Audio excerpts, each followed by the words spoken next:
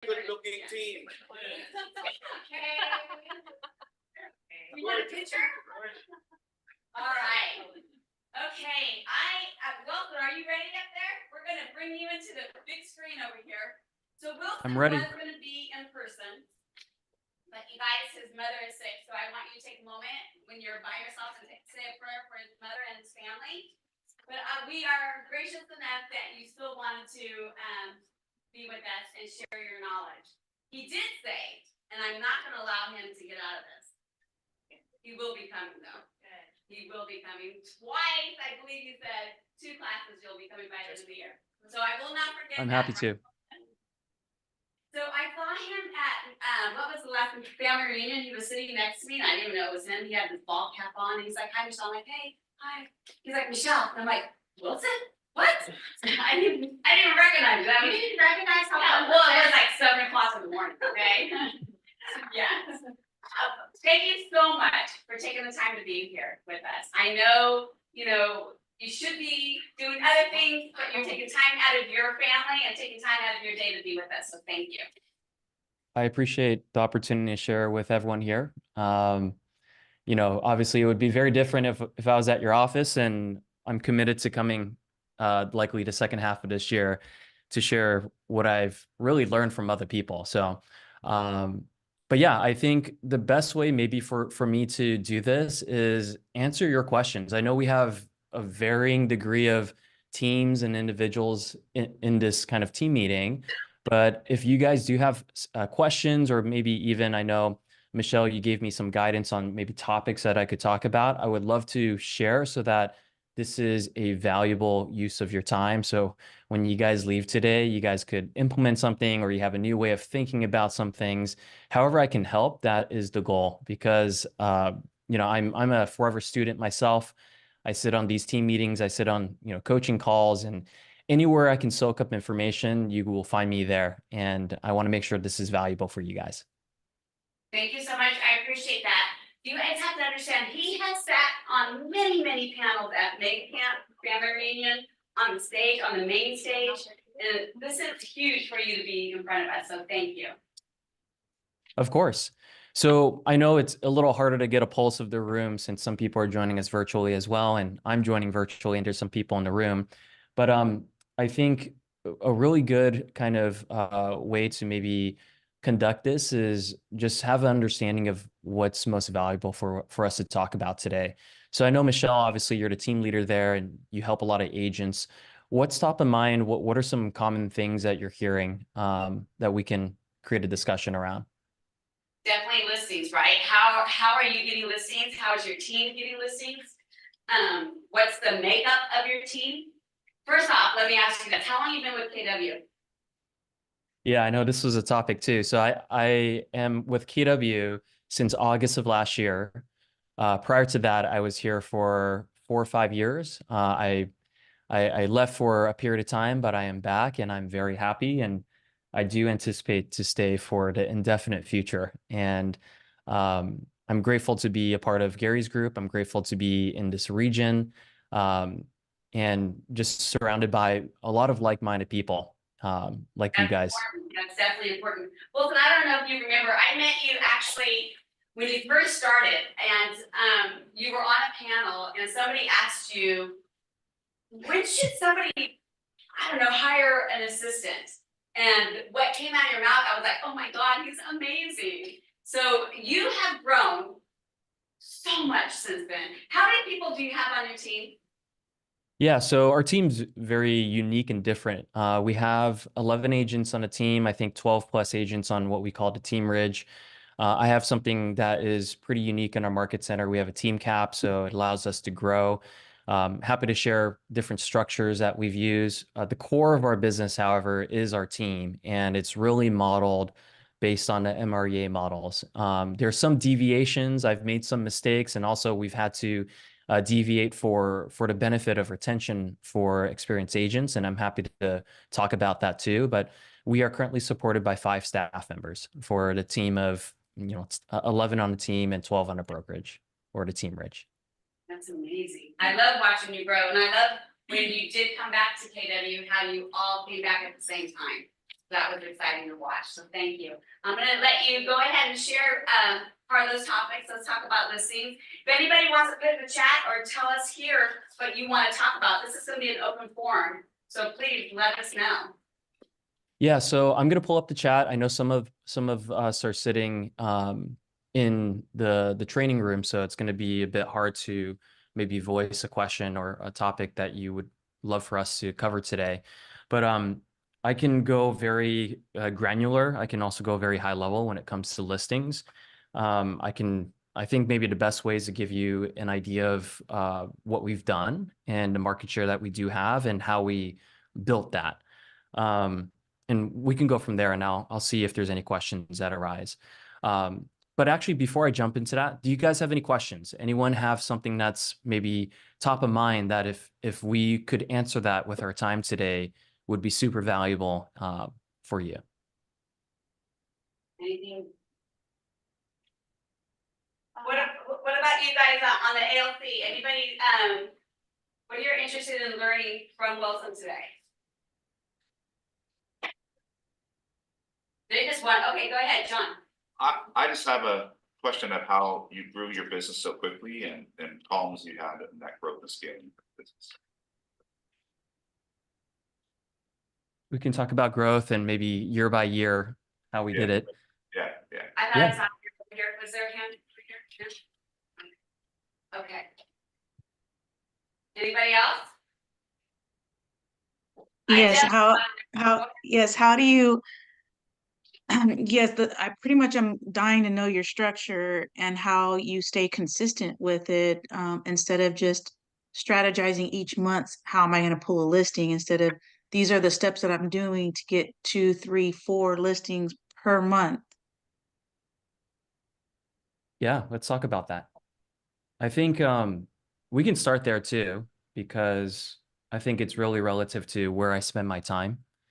And I think everyone has the same amount of time. In fact, some people, I think they want to spend more time with family or they want to spend less time in business. So how can we be very efficient and effective with our time? So we'll definitely cover that. Maybe we can take one more question if there is one. He mentioned his team structure is very unique. Yes. And since it kind of tied in John's whole in the sense that his team has grown so quickly over the past year, and I'd love to hear about what the structure looks like and what's attracting people to that. Did you hear that also? Okay. And definitely, what mistakes have you made in the past that you think, oh, I shouldn't have done that, but I'm not gonna do it again, right? So obviously, if you're not making mistakes, you're not moving forward. So we're definitely anxious to hear that. Love that. We can cover that too. So let's start with the listings part, because I think that's top of mind, getting more listings. Just so I have a good idea of your market, what percentage, I'm assuming, what percentage decrease is there in sellable units or sold units in the marketplace?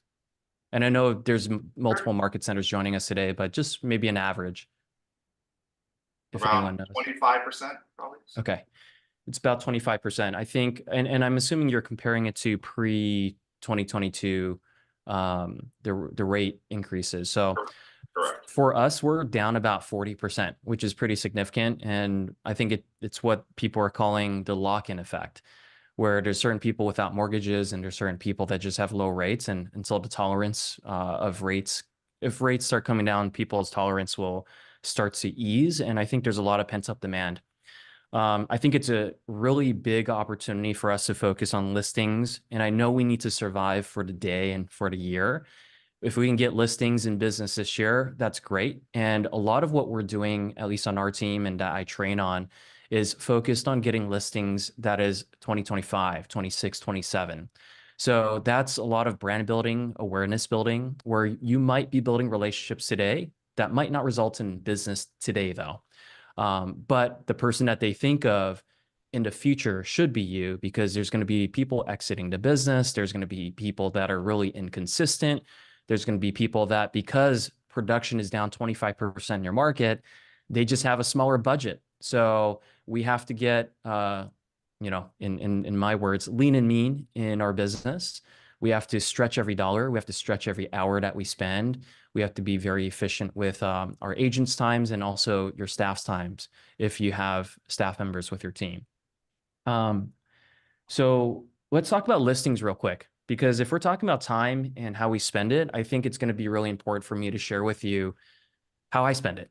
And for someone that has been focused on listings for the last 7-8 years, I literally just represented a high school friend as a buyer, and the prior person to that, I really can't recall. I probably represent one buyer a year, and that's probably by choice, and it's with intention, because the amount of time that, as you guys already know, for you to represent a buyer is a little bit less predictable than when you represent a listing and a seller.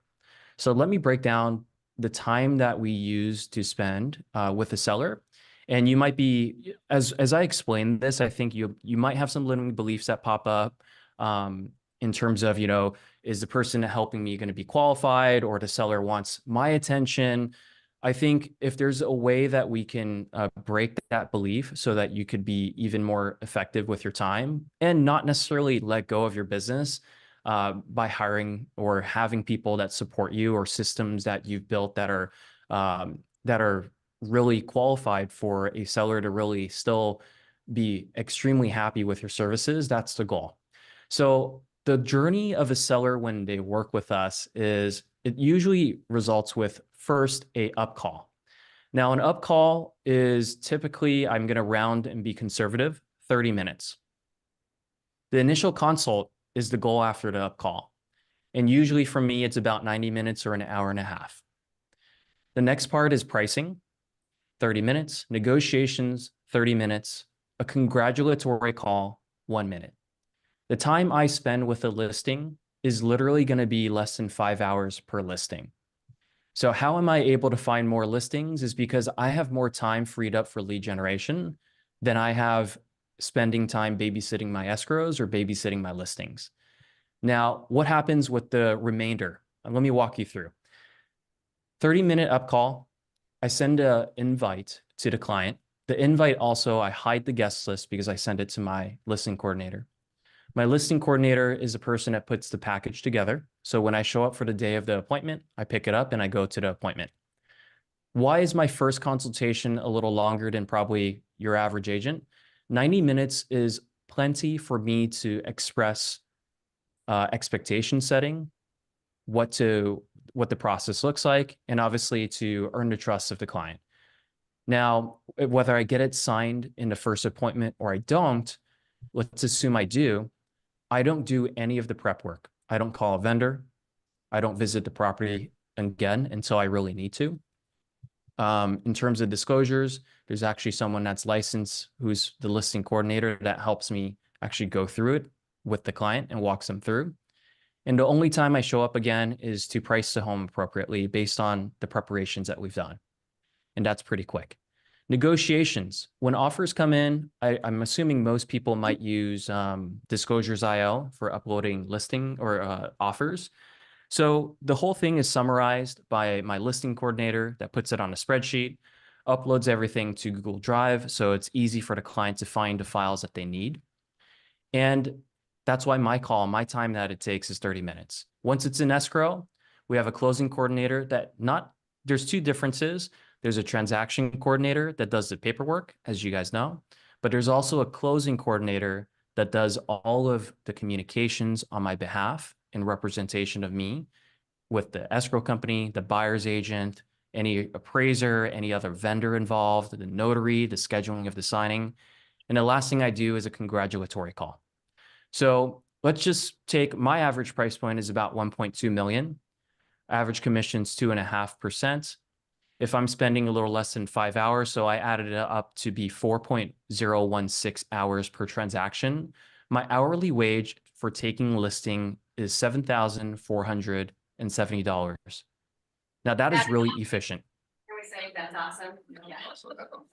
So I'm not saying that every listing is going to be the same, but if I do average these times of my time commitment, then I'm earning a high dollar per hour wage. So my question to you is, I know there's teams in this room. I also know there's very productive, highly profitable individual agents in this room. If you can stay 80% of the time in a couple $1,000 per hour working activity, wouldn't you owe it to yourself to hire someone to do everything else for you?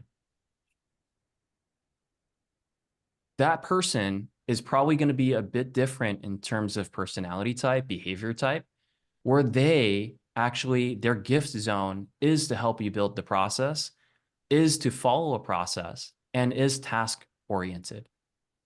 Now, not to say that there's no negotiations that this person will do as well, because let's say we get a painter quote, and to paint the whole home, it's $7,000.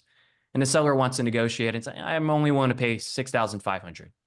Well, this listing coordinator, or whoever this person is, will also need to be the person that helps you communicate that with the vendor to find a meeting place so you can move that listing forward in the preparation process.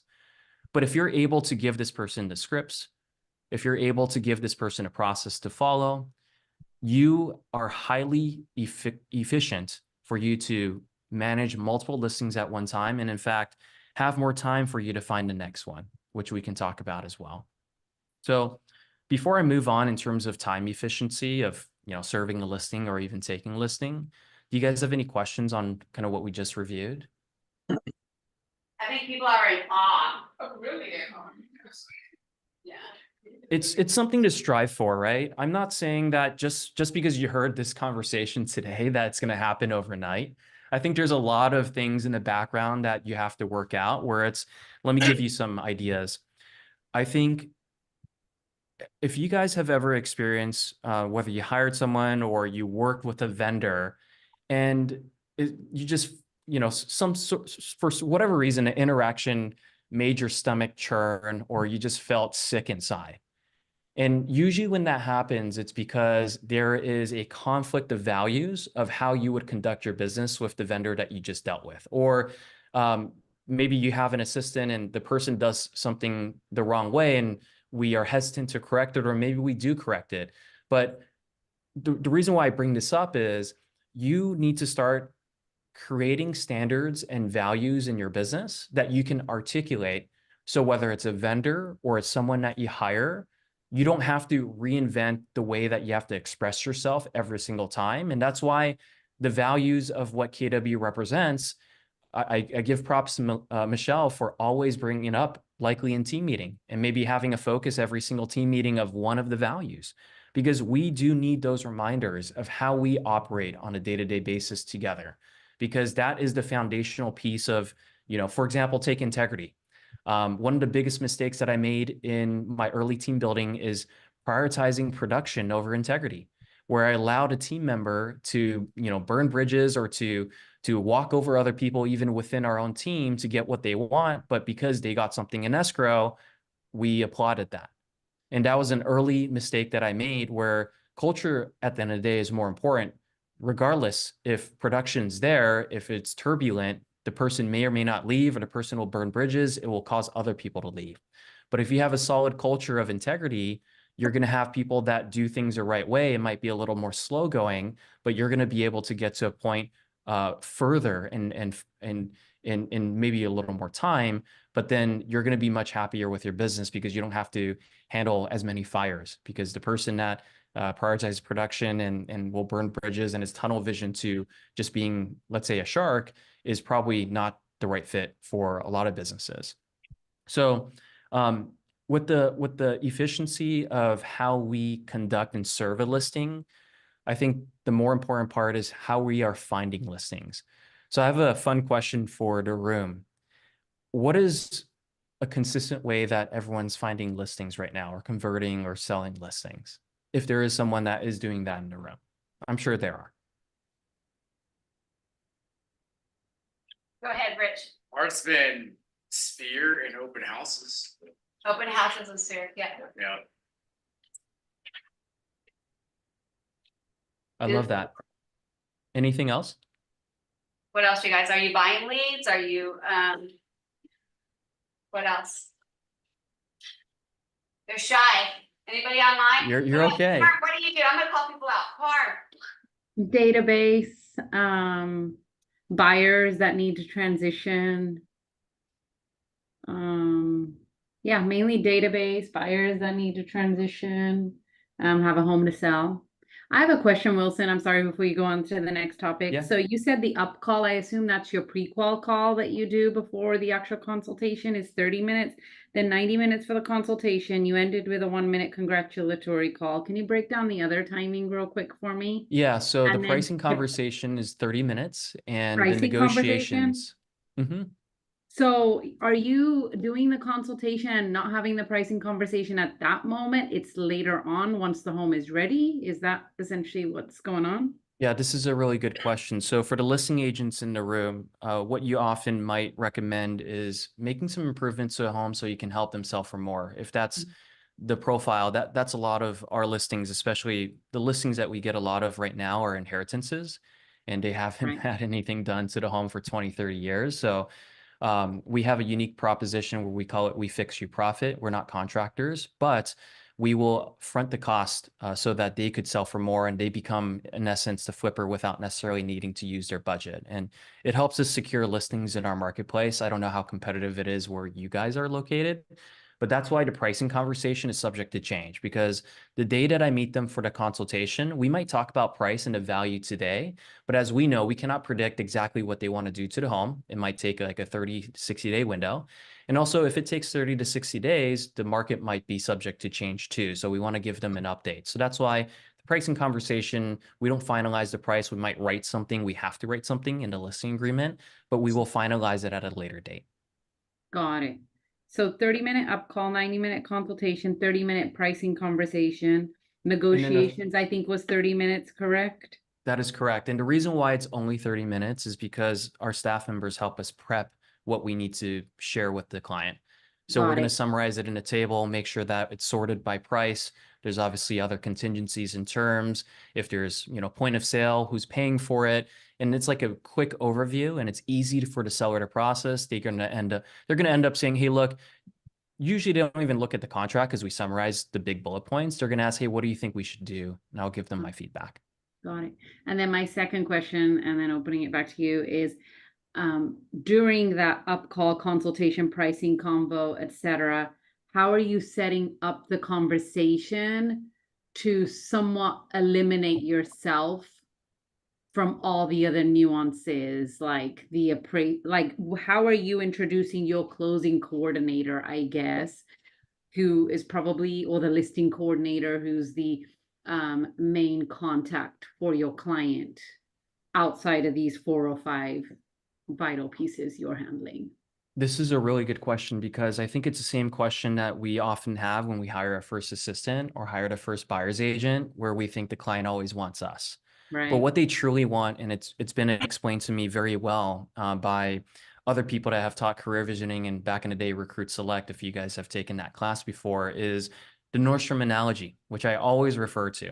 When you shop at Nordstrom, you do not expect there to be any service differences, whether you're in New York or you're in California, right? You expect the return policy to be consistent. And also when you buy something, they put in a bag, they walk around the counter and they say, thank you so much for shopping at Nordstrom. That's called a standard. And I know we briefly discussed that earlier, but as long as you can articulate your standards going back to that, and then you can articulate the standards of operation per position, then you will feel comfortable with the following conversation. And let's say I'm speaking to you, assuming you're the client, and it's Parm, right? Correct, Parm. Mhm. Hey, Parm, I'm so excited to work with you. I'm really also even more excited for you to meet our listing coordinator. She's going to walk through the process with you now that we have a relationship, a working relationship. I know we're going to do some work to the home. She's going to introduce different vendors, help you walk through different quotes, give recommendations of what we should do, and then take it all the way to the point where we hit market. We're going to talk about pricing again. I'm going to introduce her via a group text. So I'm still going to be involved. I'm going to see everything that's happening. And in fact, you can always reach out to me directly if you need to. But Melissa is much better than me when it comes to the listing process and the coordination. And that's all that she does. Let me make sure I create the group text. Do you have any questions about that? Got it. Yeah, and We're doing a group text and a group email where the admin will handle that. And I'm just trying to determine if there's even more that I can take off my plate. Yeah, So I think it's, there's a it's lot a of, very similar introduction, so yeah, it's, I there's appreciate a lot that. of trust in that, right? You have to see the transaction go through a couple times for you to feel comfortable and confident in your listing coordinator. And guys, there's no such thing as perfection. Every person, including yourself, makes mistakes. So I think the way that we approach our employees, the way that we approach our buyer's agents or our agents on a team is that, hey, look, mistakes are going to happen. That's totally okay. Let's just make sure it doesn't happen a second time. If there's a process improvement that we need to make, can we document it? Was an SOP followed? Do we have an SOP? If we don't, that's a mistake. If we do have an SOP and it wasn't followed, that's also a mistake. It's always just referring back to the systems and procedures that you've created and making sure that it's followed and it's updated if there's things that happen. Wilson, real thank quick, you. this is Michelle. Didn't you, used to do videos too? You used to send out videos to, the clients as well, preparing them, right? For your steps? Yeah, so I will say that we've moved away from a little bit of that type of automation just because it's a little less personalized. There are videos that I've created but I don't use where when people hit certain milestones in a transaction that I would send a CEO message where I say, hey guys, thank you so much for working with our agent so-and-so. Congratulations on getting into contract. And I'm so excited for you. In this next part, you're going to meet Amy, who's our closing coordinator. She's going to be in touch with you shortly, and she's going to handhold you throughout the escrow process. So I created a bunch of those templated videos. We haven't really implemented them, and it's just because they're pre-recorded, I can't personalize the message. Got it. And there's certain things that scale and certain things that are a little bit harder to scale. But if you do scale it, I think there's pros and cons to the approach as well. So Thank you so much for clarifying. yeah. So let's go back to generating listings. I heard Sphere and open houses. I heard database. Let's go one by one. If we remember in the MREA, I think first off, majority of your business coming from Sphere and referrals is a beautiful thing. And I think, in fact, most of us want to get to a point in business where everything just comes to us because of who we are and what we represent. I think that is the end all be all type of business. And there's a certain minimum floor of amount of business that you're just going to receive. What I call a threshold of business on an annual basis that you'll get if you've built your business the right way. But the thing about what we know of Sphere is this: if we do not intentionally go out there, the bigger group of people is the people that we don't know. And the people that we do know is always going to be there. So if you're looking to build a business that is admirable or is bigger than what you have, or maybe is more profitable or generates more revenue than what it is right now, then you really have to be talking to people that you don't know. Although Sphere is probably one of the core legs of your business. Open houses is great too. But what I can share with you about open houses is with such few listings that are available to even sell, let alone host, I think it's going to be very difficult for you to control how many open houses you can host and where the open house is located. So from a geography standpoint, open houses is creates a little bit of a hurdle for you to be consistent in listings, let's say in a certain geographic location. And database is similar to Sphere. They got in your database somehow. You added them. You were doing something where you were talking to someone new or you got introduced. And buyers that need transitioning, I can't agree with that more. Your buyers will be your future listings. You just don't have a crystal ball on when that's going to happen, which is, once again, out of your control. What I will tell you, at least here in the Bay Area, is the top listing agents are farming based. And farming based, they are also top heavy listing agents. A lot of the top agents in our area are 6th level or lower, and very few have transitioned to be 7th level just because you have to build a very big business for that to happen. Not to say that you can't, but I think, if you want to be a top listing agent, and that's part of the conversation today, the most predictable way for you to get consistent listings in one geographic location is to really farm, is to door knock, is to build some sort of community, some sort of geographic farm where you're ambitious to get consistent listings at. So let's give you some breakdowns on how you can select a really good farm. I think the number one thing you should really look at is competition. If your top 3 people in that farm is less than 5%, less than 10%, there's room for you to take market share. I'll give you a really good example. In my farm, we started with 0, now we have a little over 10. The top agent having 10 still means there's 90% of the business that the top agent's not capturing. Now, it just makes it even better and easier if the top 3 people have less than 10%, because it just means that the production is very scattered. If it's very scattered, then you can make a intentional choice by picking a place where if you spend time and money, the competition will factor more so not necessarily in getting the up call, but more so getting a easier conversion once you're at the appointment. Because if it's very competitive and there's already top agents, you're going to be faced against the same person at the consultation every single time. And it would be wise, regardless if there's a top agent or not, you study your competition, you understand their strengths and their weaknesses, and you can create a value proposition that positions you to be the top choice in terms of what they're looking for.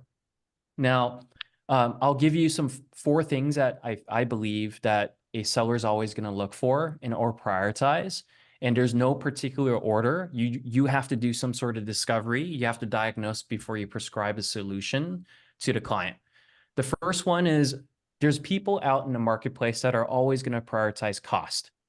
No matter how valuable of service that you provide, they're always going to ask you at the end, hey, another person said they would do it for 4%. Are you willing to? And I'm not going to say that's a right or wrong answer for you to say yes or no or how you design it. All I'm going to advise you is you are a business person and you'll make the business decision for yourself based on where you are. The value of a listing is not necessarily just a commission you'll get on that listing, but the future business that it'll bring because you're creating market share.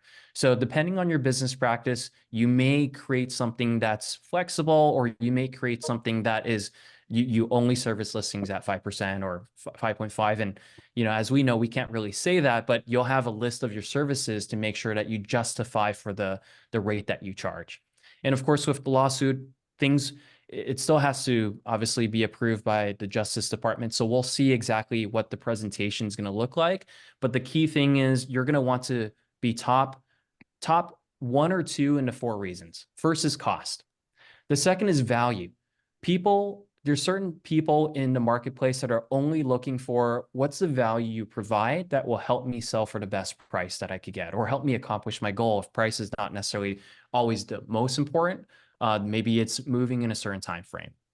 The third is they're looking for a neighborhood or local expert, and they're going to tell you that, and you'll know that because they called you because of that. And then the fourth is rapport and relationship. Some people are just looking for the right person that they relate to the most. Now, sometimes you might lose because of these 4, but as long as you can uncover from the seller which one is a priority for them, and you spend the most time there talking about what your value proposition is and how you can position yourself to be their top choice in that category, you will most likely win that listing. So I think keeping those 4 in mind, you want to go through a consultation that is very discovery based, so you can understand what they've heard and you can also understand what they're looking for. So let me give you some good questions that you can ask at a listing consultation. The first one that we always ask is, after the walkthrough, as a result of us getting together today, what is the most important thing that you want to discuss that would make our time valuable? And it's similar to how I started this call, although it's virtual, it's a bit harder to field questions. When you're sitting belly to belly with a seller, they're going to tell you maybe a surface level question, or maybe they will tell you the most important thing. And your job is not to jump into it and start talking about it. You should continue to stay in discovery and continue to ask questions. Hey, great. So it sounds like cost of doing business is really important to you. I wrote that down. Can you share with me what else is important to you so that I can have I can write in my notes and I make sure to cover everything that's top of mind for you.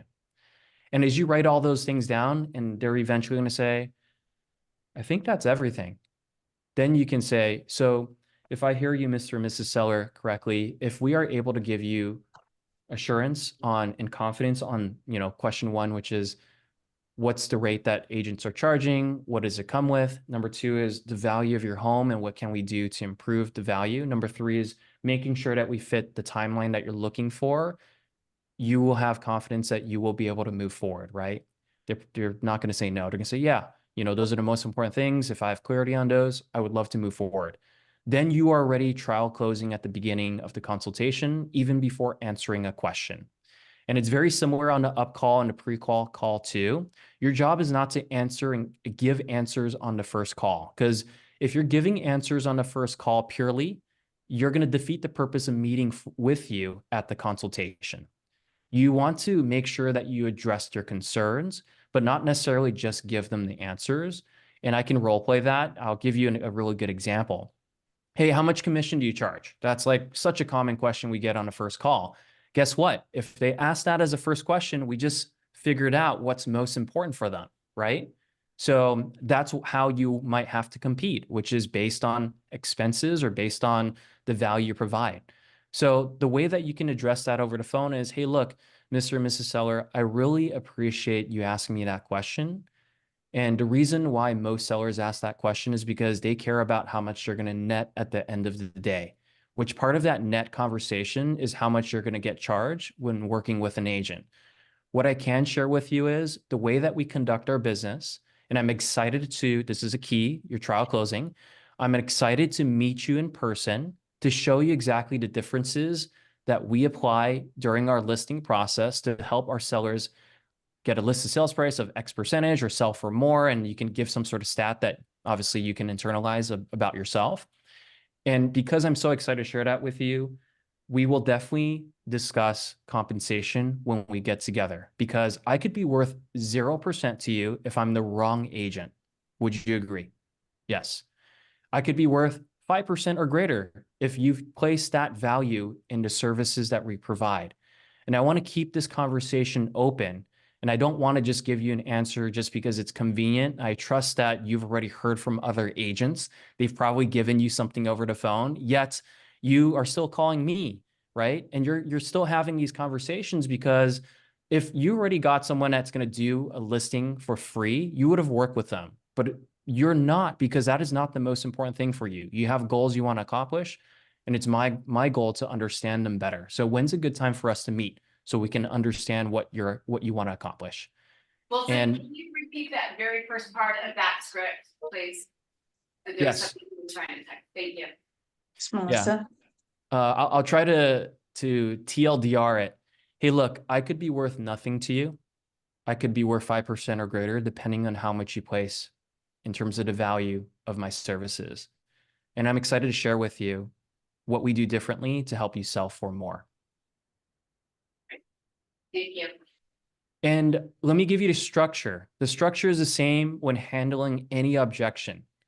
It's always gratitude, repeat and affirm, diplomatically handling the answer, and asking a question, which is we're going to talk about in person. When can we get together? So let me give you the flow of it. Thank you so much for asking that question. Clearly, compensation and how much you pay is very important for you. And what you pay reflects on how much you'll net. And I'm assuming that what you net is what you're truly asking. And I'm excited to talk to you about that in person. I could be worth 0, 5% or greater, depending on what you see in terms of the value we provide. That is exactly why I want to get together so we can chat more about it. And I'm excited to see your home. And it's the same across every objection. Hey, I want 1.8 when we know it's worth 1.5. I can appreciate that you shared that you really want 1.8. Clearly, selling for more is important to you. And I'm excited to share with you exactly what we do to help you sell for more. I cannot commit to selling your home for 1.8 over the phone because I haven't seen your home yet. And anyone that tells you they can do it over the phone without seeing your home is lying to your face and just really is desperate for a listing, which I want to be honest with you, and I cannot do that to you until I can see your home and give you a fair assessment and give you ideas on how you can improve it. That's why I'm excited to see your home. When can we get together to do that?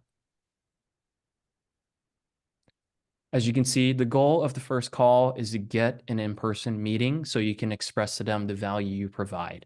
and they will respect that because everyone else is going to give them an answer they want to hear, still get the appointment, right? But they're going to fall flat on their face at the consultation or in performance, even if they get an overpriced listing.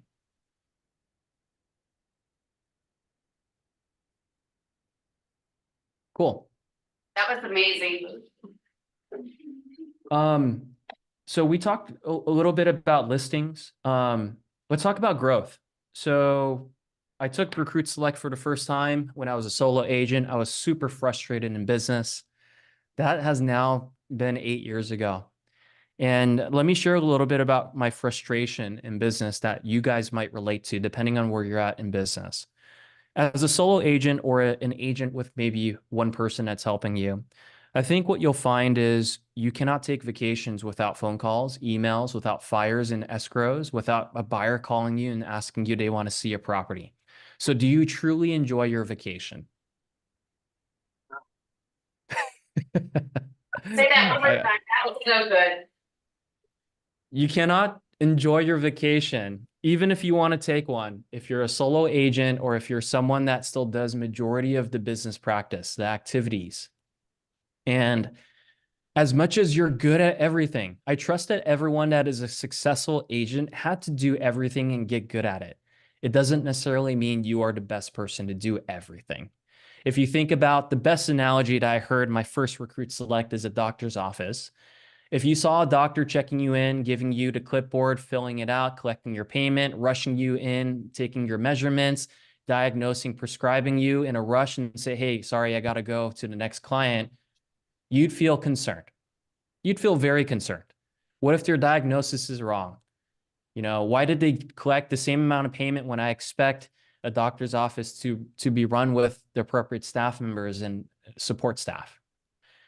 Our business should be run like that, like a typical, I don't want to say typical, it should be your above average doctor's office where you have a receptionist that's really kind, patient with you, greets you with a smile, just like our director of first impressions at every single office, market center.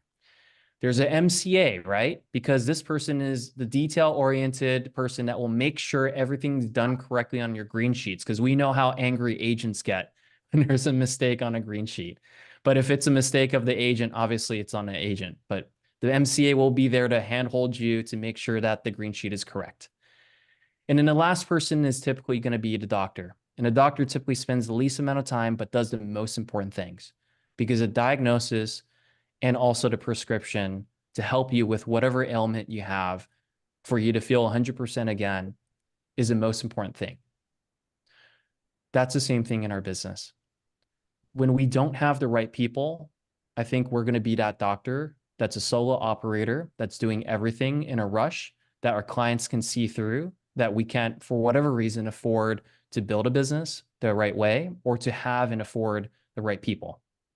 So when I've hired my first assistant, I went through the KPA, which back in the day was called something else. I don't remember what it's called. AVA. Yeah, AVA. There we go.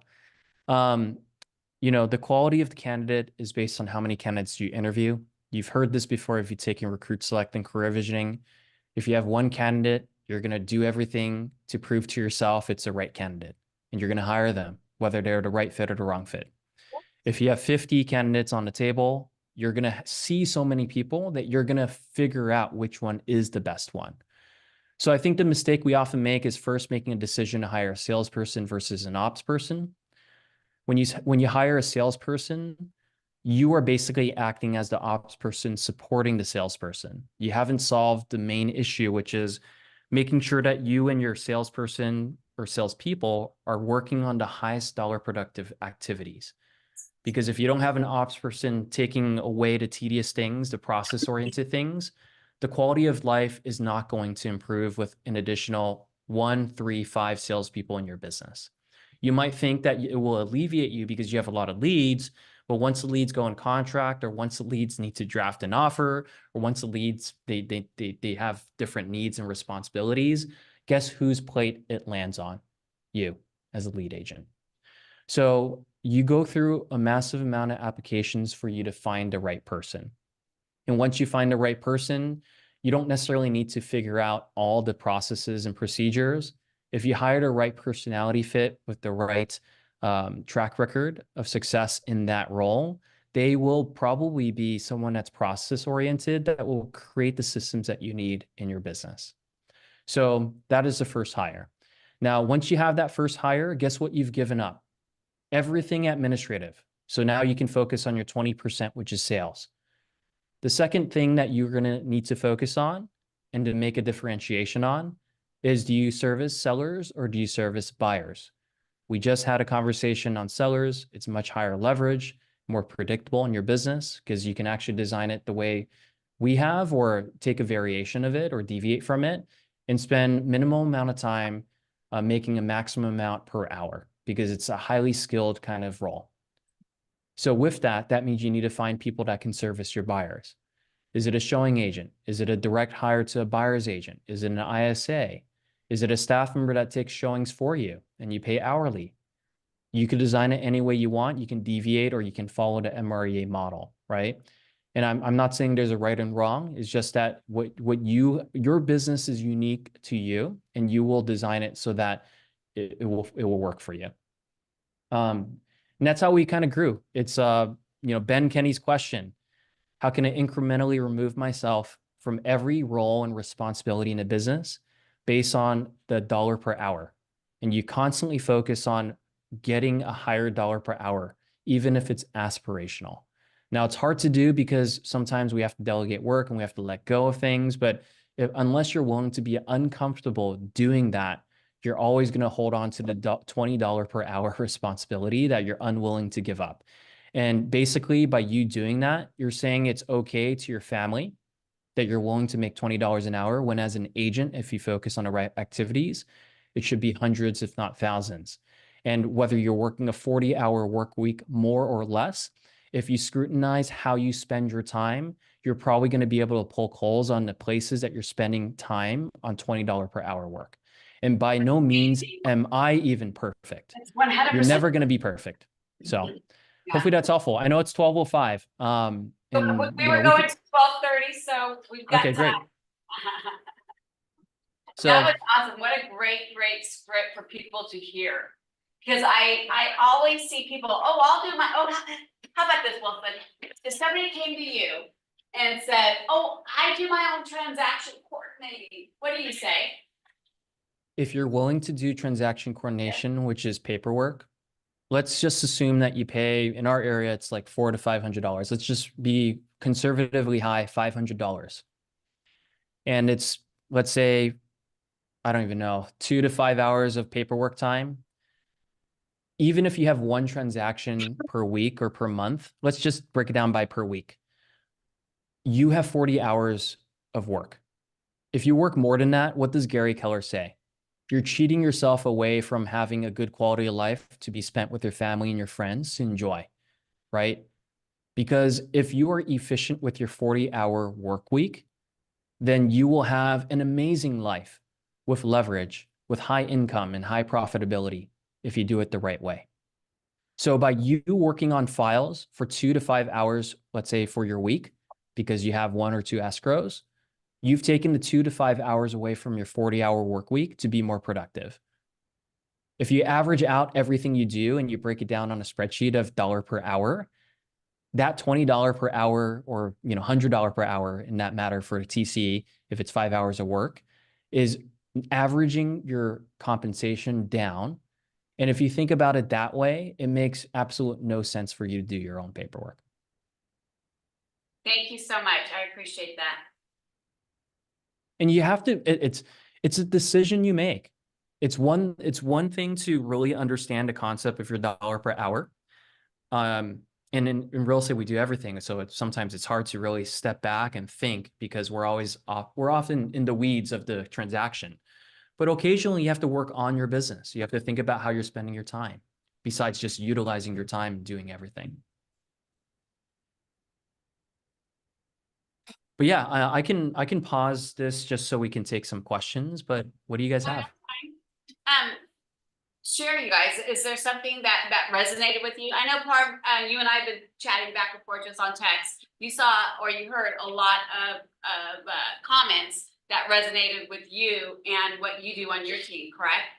Absolutely. I just want to thank you, Wilson, for coming and being on this Zoom, but more importantly, actually sharing at, as you said in the beginning, at the granular level versus just the overview high picture. I already texted Michelle and I was like, I need Wilson's contact.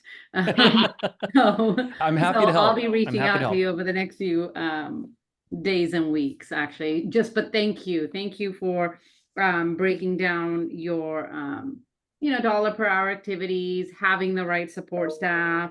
I mean, my team is modeled a lot on the MREA, and I see a lot of, I think, your personality style and kind of like what I do. So I think it'll just be nice to collaborate a little bit. Absolutely. Same. Be I happy feel to. the same way as well. I need to know how to get to that MREA level and monitoring the dollar per hour, like you say, then that means that my business is, oh my gosh, I make way less than what I think that I should be making. So yeah, I'm gonna definitely need to reach out to see how I can set myself up in alignment like yours. Thank Let me you. give, yeah, let me give additional thoughts on this because I think oftentimes a limiting belief we have is, hey, look, because the way it's a little rigid in this call because I'm assuming I'm talking to team leaders and also individual agents that aspire to have a team. I know there's probably EAs in this room. There's probably support staff in this room. And by no means am I saying I'm too good for $20 per hour work. The way that it is appropriately articulated is this. Let's say, I'll take Parm for example, and I'm your team lead, and I hired you to be like my director of ops. Parm, the way that we can grow together is by differentiation and specialization. What I'm really good at is the sales responsibilities, regardless of dollar per hour. And because I hired you and I reviewed your personality assessments and your behavior and your work and track record, you're really good at processes. You're really good at making sure that T's are crossed and I's are dotted. You're really good at putting out fires, and I'm really good at creating fires, is what I'm saying. And if we work together in lockstep and working in our own respective departments, we're going to grow.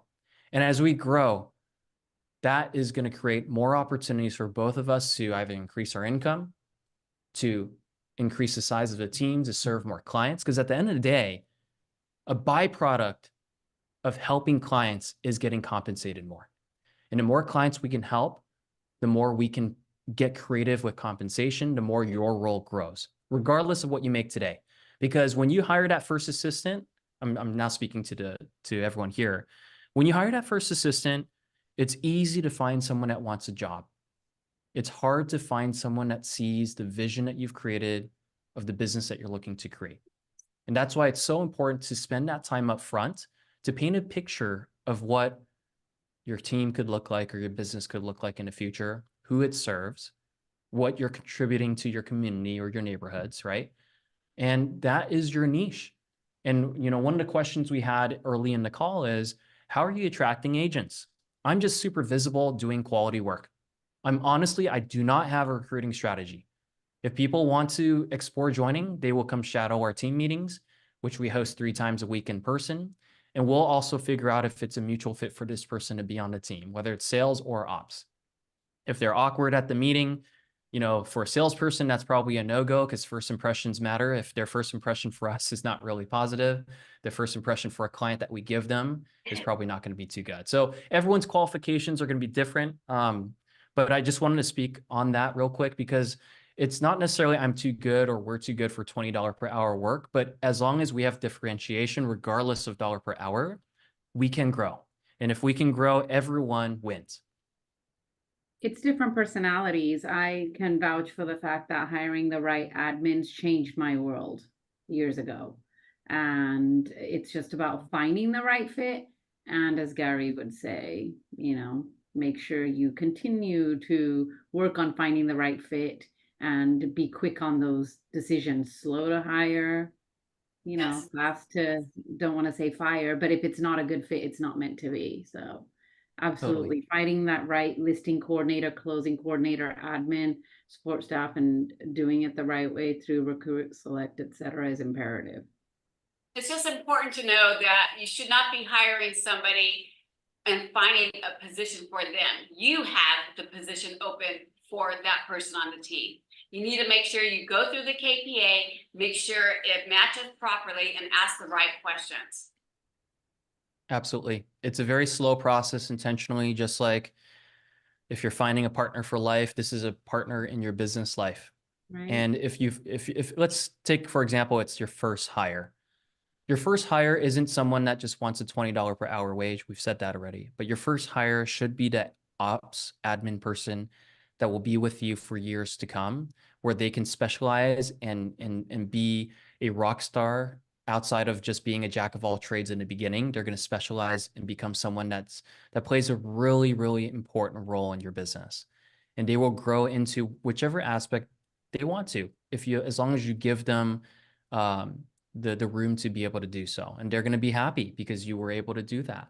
So I think it's a constant conversation with them too. It's like, hey, what do you want to learn next? What do you think you're really good at? Right. And what is it that you want to improve? And just constantly having that conversation, because if you don't, there's going to be resentment for anything. But yeah, I know there's a bunch of questions that came in on the chat too. I'm happy to answer them. And then obviously if there's additional questions, we can go through it. The first question is from Minerva. What platform do you use for listing process? Where the listing coordinator, closing coordinator, transaction coordinator can all view? So we currently use Asana, and we've tried switching over to Sisu, but the displays, and I think Asana is just a more general built task management platform that we've used and we're accustomed to. At least, hey, guess what? As a salesperson, I give no feedback for the platform.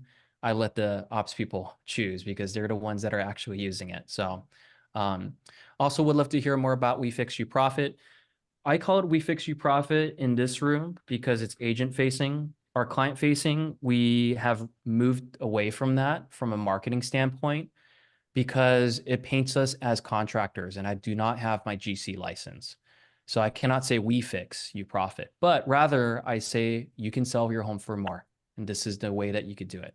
So if you contact us, the marketplace should know a couple things about Wilson Leung. Wilson Leung is synonymous with South San Francisco. Wilson Leung is synonymous as well with selling for more.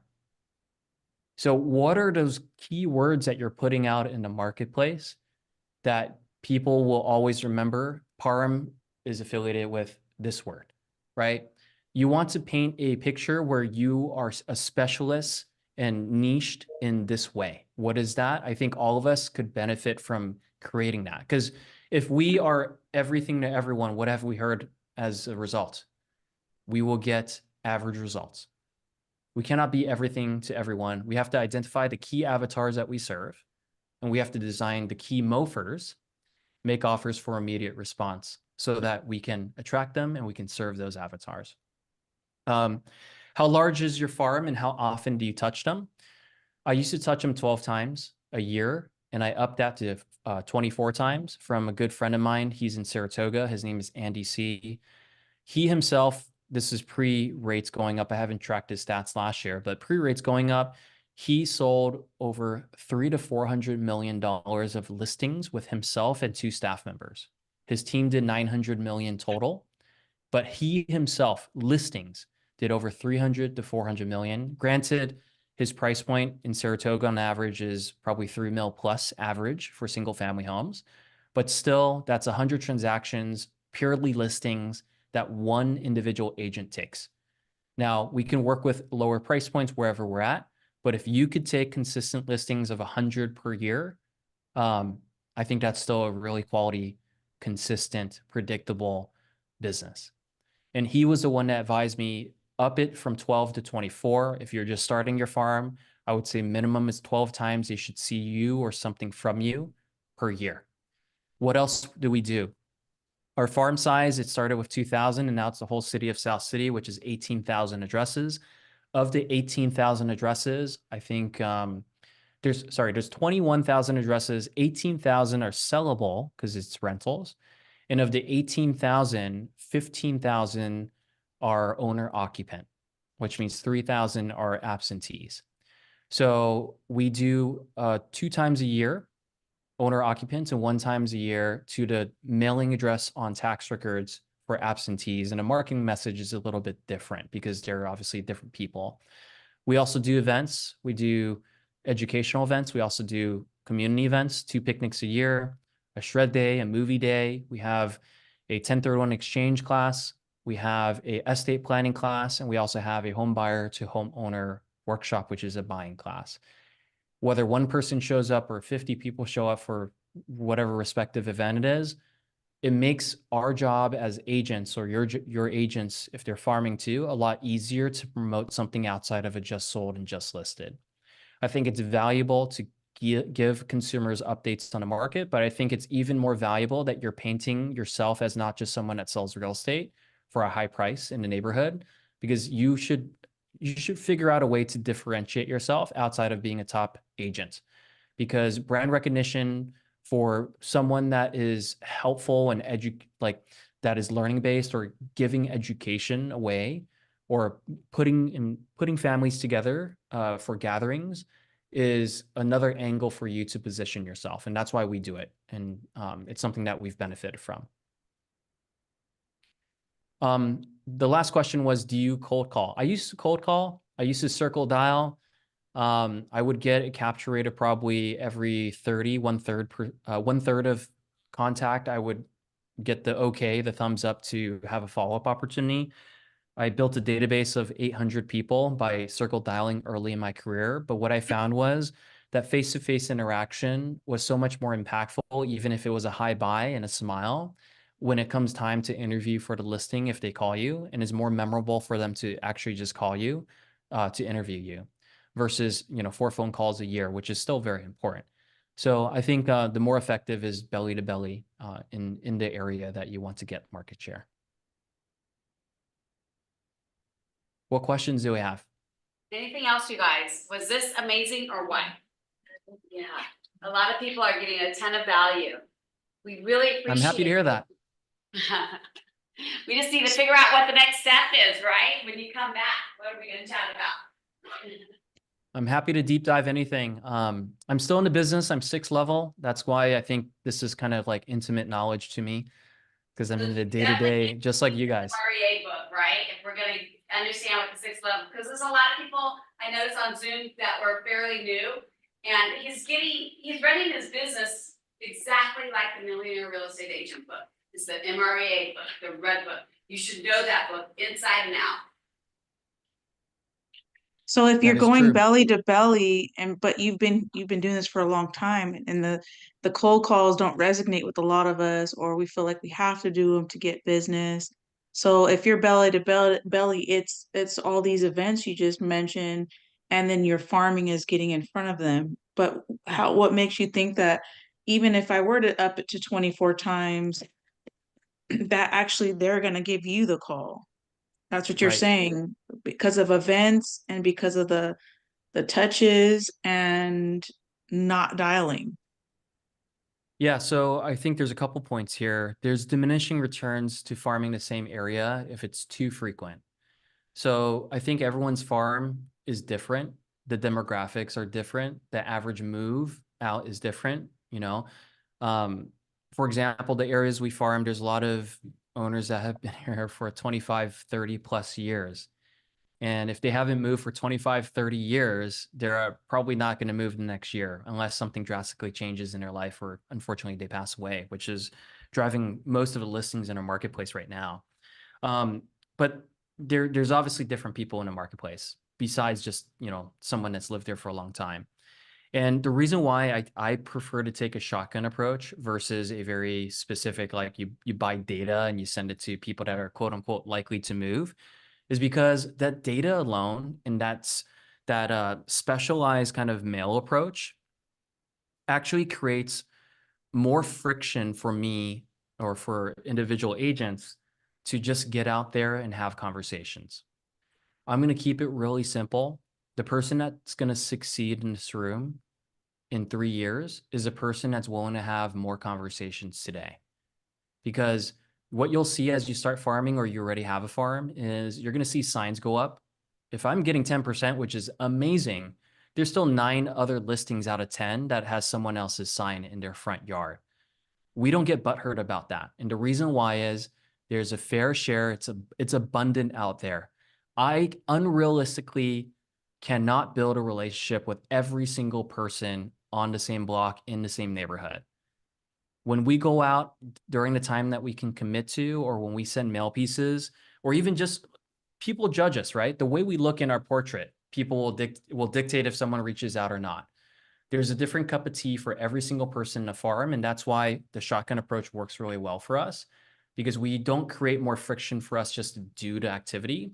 But then to your point, there is diminishing returns, and you're going to have to find out what that is for your area. If you already have a farm, you can up it. You add one event. You can figure out what works for you, and you just rinse and repeat every year. And hopefully you get a big chunk of the marketplace and people calling you.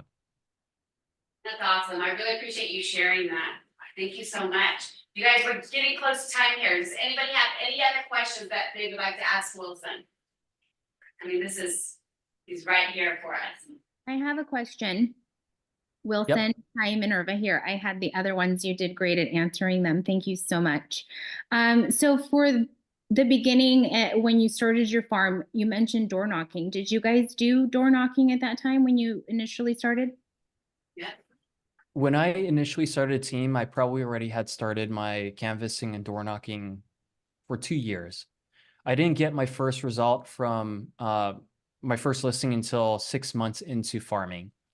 And early on in my farming career, I literally printed things at the office. They were not very professional, like printed at a printer, but it worked. The key thing is being consistent and sharing a consistent message and people seeing a consistent face. And that's a key. That will drive the right behavior where you're going to become memorable and hopefully for the right reasons. Also, as long as your attempt is to provide value on every single piece that you give away, it might not impact the person every single time they receive it, but hopefully 1 in 3 pieces that they receive is something that they can relate to and something that they say, hey, I appreciate this guy sending this to me. So always come from a place of value or contribution, and it will eventually, over the long period of time of you doing this, will be positive. Nowadays, when I walk in my farm, people will say, oh yeah, I saw a different guy. He was here, but I told them this is Wilson's farm. Or when I pass people and they're working on their garden, they're going to say, I'm going to hand this to them. I say, hey, look, this is just an update. I hope you're having a great day. By the way, the garden's looking great. He looks at the piece or she looks at the piece and all they say is, this is literally what happens. Real estate agent. And I say, yeah, I'm the guy that sends you the mail. Oh yeah, so you're Wilson. Most people that end up calling me to list their home, I actually have never had a conversation with. That is why taking a shotgun approach is so impactful, because you're building a brand. You're building recognition for who you are, what your team represents. It will serve you in the long run. Of course, you can be a little bit more niche and find people that are ready, willing, able to sell now. But that list is always going to change, and you're not necessarily building a consistent brand in front of those same people over and over again, because your list will change. And so you mentioned sending different things and coming from contribution. Can you share some of the things that you have provided? Market update. I know you have the event. This one's my favorite one. I will try to remember to send this link to Michelle, but there is someone that left Facebook and said that Facebook is an evil company, and he used to be a social engineer to approve or disapprove changes to the algorithm. And he wrote a blog post about why, social media companies are really evil, in his words. And one of the reasons why is because it's a never-ending slot machine. Now, why are people addicted to gambling? Because the results are always different. And there's a reason why I'm sharing this, because you're going to be like, why am I talking about slot machines and gambling? Social media is like a slot machine. it never ends and you don't know what you're going to see when you open it. But the algorithm caters to you and what you've interacted with before. And you're always surprised and you're always inclined to scroll because you're going to find something that's interesting to you. Now, what we know as homeowners is we're always curious about what things have sold for in the neighborhood or in a city. So I do think that the most effective piece that you can send as an agent is listings that have recently sold in and around town. You give credit where credit's due. You name the broker that represented the listing, but you always display photo, list price, sold price, and every single time you send out a flyer, it always has different relevant information that they're looking for because they're super curious as to what the neighbor sold for or what things are going for. And they look forward to your postcard or your mailer because you're curious. Another one is if you live in a big or small city, or you take the county that you're in, if there's major changes coming to the county and it's mostly going to be around planning and development, you can always create a piece on rotation every other month, for example, on the changes that your neighbors should know that will influence your desirability of living here, your lifestyle. Let's say, for example, there's a huge Indian casino that's going to be built, and what's the progress on that? And people are curious about it. Well, if you're the first person that's scouring the planning website and is able to find that information, guess what kind of value you can create by putting it on your postcard, on your next postcard or on your next handout. And you're the only person that has it visible because it actually impacts, the community and the person that lives in your farm. So, taking that best practice of social engineering, and I'll find that article for you. We are addicted to variety and unpredictability. That's why competitions work so well, because we just don't know who's going to win and what the prize is, especially if there's a spin to wheel component and there's a big prize and there's the odds of winning the big prize is small, but because there's an opportunity, we get excited over it, right? So, how can we use psychology and, certain best practices to design even just a flyer? That's things that I always think about. The human psychology, people watching, human behavior.